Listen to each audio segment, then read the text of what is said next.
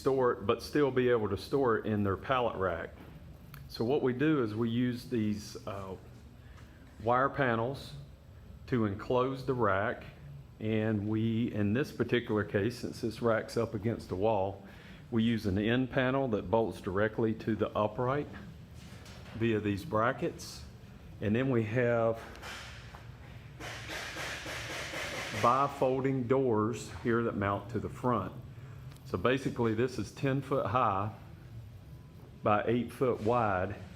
And so you basically have two 4-foot swing doors that open up. They have a padlock that you can put in the middle. Now you can access this area. And then when you're not using it, you secure it back.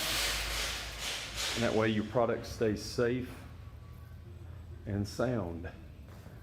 We've done this on about 6 sections of the rack, again, to keep their product secured.